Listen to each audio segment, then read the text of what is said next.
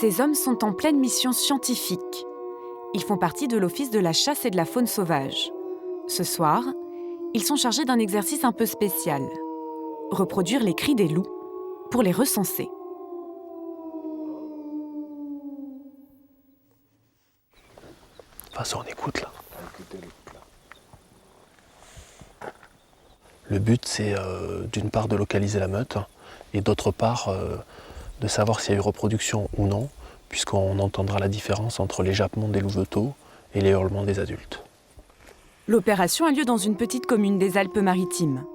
Si des loups sont présents dans la vallée, les agents devraient entendre les cris des animaux en retour. C'est leur façon de défendre leur territoire. Tu entends quelque chose, Lionel? Il y a le chien qui a répondu là. Ouais, le chien qui a répondu. Ok, bon, on n'a pas de réponse. On va en faire le débriefing à la voiture. Mais ce soir, à part quelques jappements de chiens, c'est le silence total. Apparemment, les loups ne sont pas de sortie. Ouais, nous, on vient de faire le point de vue sur la commune de Gréolières. On n'a pas eu de réponse. Vous avez eu quelque chose sur Cangers ou pas? Ok, bon, terminé. Si cette nuit l'opération fait chou blanc, les agents ont pourtant observé il y a quelques semaines pas moins de 5 loups dans les environs. Bon, c'est sûr qu'il y a du loup, mais on n'arrive pas à localiser l'épicentre de la meute, l'endroit où il y a la tanière, les louveteaux, les habitudes de la meute, quoi.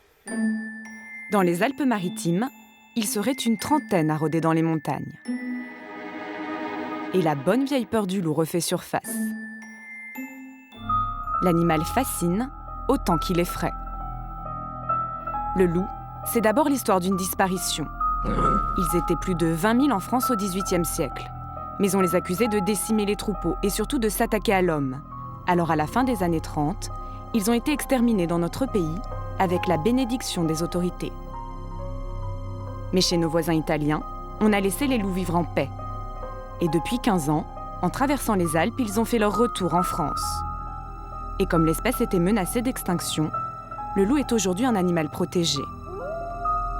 Il serait actuellement 180 en France, principalement dans les Alpes. Leur population ne cesse d'augmenter et ça ne fait pas plaisir à tout le monde. Des loups dans la vallée du Rhône, plusieurs spécimens ont été aperçus à quelques kilomètres de Valence et de Montélimar. Les éleveurs de brebis s'inquiètent pour leurs troupeaux. Le loup est aujourd'hui au cœur d'une bataille entre ceux qui veulent le protéger et ceux qui veulent le voir disparaître. Alors la cohabitation avec ce super prédateur est-elle possible? Ou faut-il avoir peur du loup?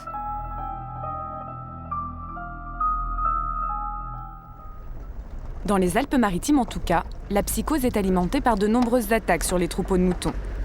Nous retrouvons les agents de la chasse et de la faune sauvage. Ils sont chargés de constater les dégâts. Et ils ne chôment pas.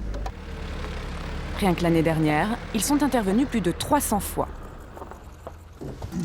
Bonjour Jean-Claude. Jean-Claude est éleveur. Il subit plus d'une vingtaine d'attaques par an depuis le retour des loups.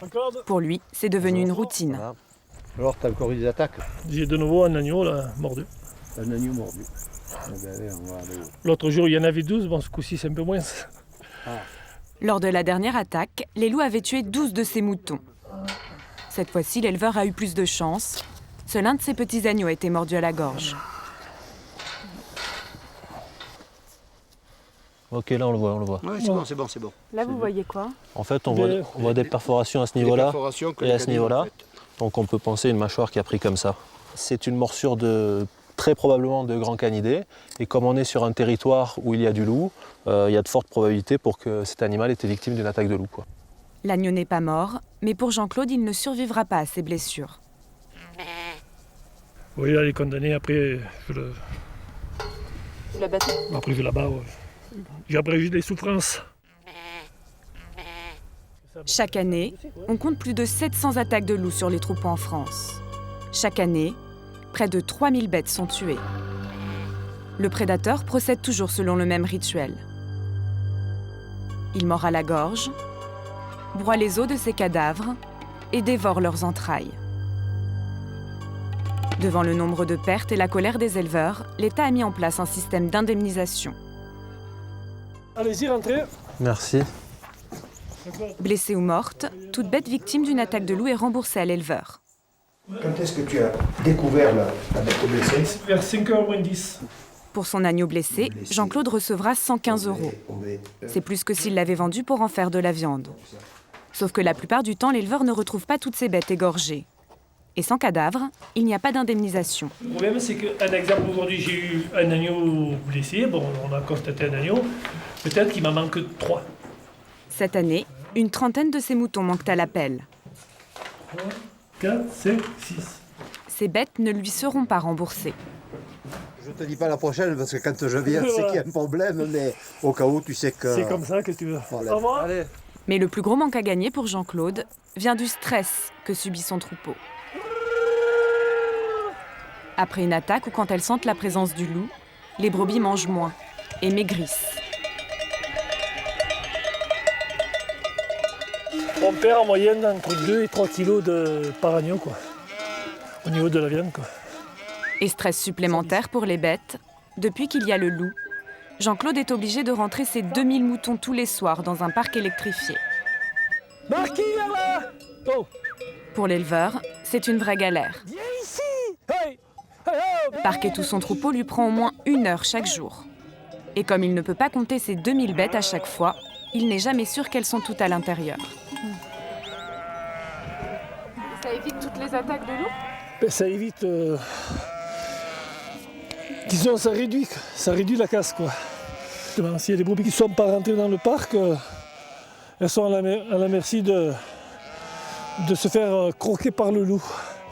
Cette nuit, comme beaucoup d'autres, malgré son parc et ses chiens, Jean-Claude ne dormira que sur une oreille. Les loups s'attaquent aux troupeaux, mais depuis cette année, les hommes eux aussi se sentent menacés. L'hiver dernier, il a beaucoup neigé en Haute-Savoie. Et faute de trouver du gibier dans les montagnes, les loups sont descendus en plein cœur des villages. Florent, 54 ans, est charpentier à Entremont, un village de la vallée des Glières. Un soir de février, depuis sa fenêtre, il a aperçu 2 loups. Je vais vous dire exactement où ils étaient. Voilà, les 2 loups ont passé ici, sur ce pont. Et c'est pas la première fois, hein. Ça fait 3 fois qu'ils passent ici. Voilà, là. Et nous, on les voyait depuis là, en face. Et ça vous étonne qu'ils viennent jusque-là dans les villages ? Ben, c'est pas que ça m'étonne, disons que ça devient inquiétant quand même. L'inquiétude est d'autant plus grande que cet hiver, une biche a été retrouvée égorgée par un loup, à 15 mètres de l'école. Voilà. En gros, c'était ici. Depuis, un climat de psychose règne dans la vallée. Au bar du village, le loup est devenu le sujet de conversation numéro 1. Il fait régulièrement la une des journaux locaux. Torrent-les-Glières. Les rencontres entre le loup et l'homme se multiplient. Regardez le chamois, le pauvre chamois là. Je vous dis, le gibier dans la commune, il a diminué de 50%. D'ici 2 ans, il y aura quoi ? Il n'y aura plus de gibier. Le loup, il va manger quoi après ? Il va s'attaquer à l'homme, puis c'est tout. L'homme, les gamins ou n'importe quoi. Imaginez qu'il y a des jeunes qui rentrent de sortie ou de boîte. Ils passent sur le pont, ils tombent nez à nez avec des loups. Je ne sais pas du tout la réaction des loups. D'abord, si j'en vois, je le tire. Et si les gardes viennent, je les tire dans les pattes. Ça, moi, terminé. Il ne faut pas qu'ils viennent m'emmerder. Moi, c'est clair et net. Je ne suis pas hypocrite. Le loup, il n'a pas lieu d'être en France, c'est terminé. Et certains n'hésitent pas à passer à l'acte. Comme Franck, 37 ans. En février dernier, à force de voir des loups rôder près de chez lui, ce chasseur craque. Il décide d'aller en abattre un. Alors je cherche un endroit un peu dégagé. Il sait où se trouve la meute. Muni de sa carabine, il se poste en haut d'un talus et attend qu'un loup sorte du bois. Je prends ma carabine, je m'appuie sur mon genou et quand j'ai bien le loup dans la ligne de mire, je lâche le coup. Le loup roule dans la poudreuse et s'immobilise. En tuant un animal protégé, Franck sait qu'il a commis un délit. Mais il a le sentiment d'avoir fait son devoir. Je l'ai tué, c'est pour en enlever, donc pour diminuer la population, qu'on envoie aussi près des maisons en plein jour, c'est pas normal. Lorsqu'il retourne à sa voiture, Franck est pris en photo par des passants qui ont entendu le tir. Il est dénoncé à la police et mis en examen. L'affaire fait grand bruit. Dans la vallée, la tension monte entre les antis et les pro-loups. Des graffitis souhaitent la bienvenue aux loups. et insulte les chasseurs, traités de braconnards et de cocus. Franck, lui, reçoit même des menaces de mort. Je ne penserai pas à mal en te tuant, toi ou un autre connard de chasseur. Si mes chèvres ne t'encornent pas, c'est à coup de fourche dans le cul que je te ferai déguerpir. Signé Loup-garou. Aujourd'hui, le chasseur attend son jugement. Il risque 6 mois de prison et 9 000 € d'amende. Pour le soutenir, des habitants ont monté une association contre les loups dans la vallée. Ils ont fait circuler des pétitions et ont déjà recueilli plus de 30 000 signatures. Pierre est éleveur, c'est lui qui a pris la tête du mouvement. Comment ça se fait que 30 000 personnes doivent s'adresser à un paysan d'un village en montagne, au Petit Bornand, pour régler un problème? C'est pas moi qui dois le gérer. Il y a des responsables qui devraient se rendre compte qu'ils ont laissé traîner un problème. Effectivement, au début, c'était une goutte d'eau, mais aujourd'hui, c'est une marée. Il y a 15 jours, ils ont vu 2 louveteaux ici et un loup vers le pont des Glières. Ce qu'ils réclament désormais au pouvoir public, c'est une zone d'exclusion dans leur vallée, sans aucun loup. Si des gens sont pour le loup, nous, on est pour le loup chez eux. Exactement comme vous, comme ceux qui nous le proposent. On est pour le loup chez les autres, il n'y a aucun problème. Alors, qui ose encore défendre les loups? À 400 km de là, en Lozère, à l'endroit même où est née la légende de la bête du Gévaudan. Dans ce parc, 130 loups en captivité, venus d'Arctique, d'Europe de l'Est ou du Canada.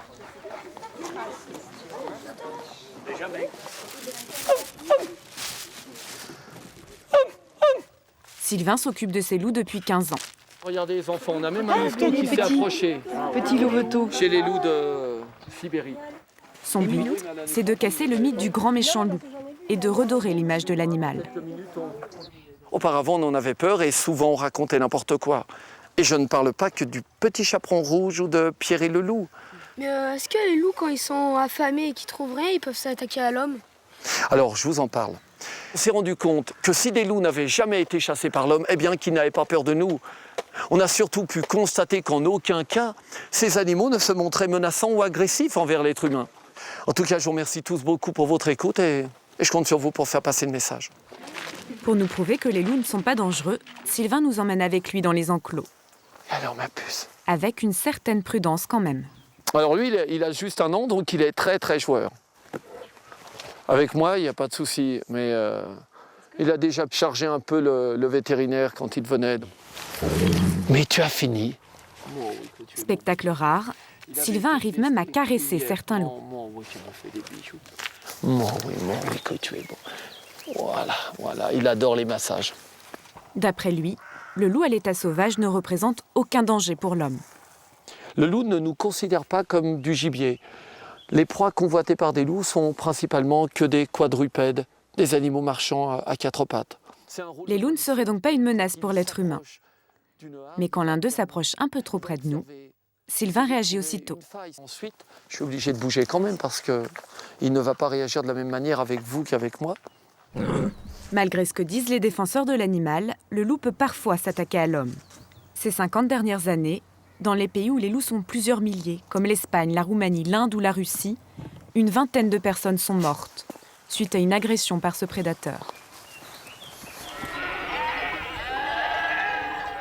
Ce matin, Jean-Claude et sa femme s'apprêtent à sortir leur troupeau.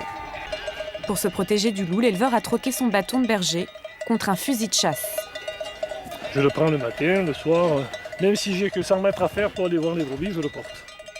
Marquis, il est ici. Apparemment, le troupeau est calme. Signe que le loup n'est pas venu rôder autour de l'enclos. Le stress de retrouver une bête morte le matin. La femme de Jean-Claude ne le supportait plus. Elle a arrêté l'élevage il y a 4 ans. Voir ces attaques, voir toutes ces bêtes mortes, moi je pouvais plus. Moi je suis capable de faire un 18 de tension sur une attaque de loup. Et moi, je m'en rendais malade, quoi. Il fallait arrêter, quoi. Il faut choisir, hein, ou on veut des éleveurs et on veut des alpages entretenus, ou alors faire du loup, quoi. Mais alors les milieux vont se fermer, il n'y aura plus de brebis, il n'y aura plus d'éleveurs, c'est toute une économie qui va tomber, quoi. Pour répondre à l'inquiétude des éleveurs, il y a quelques mois, l'État a assoupli la législation. Cette année, 8 loups peuvent être abattus pour réguler leur population.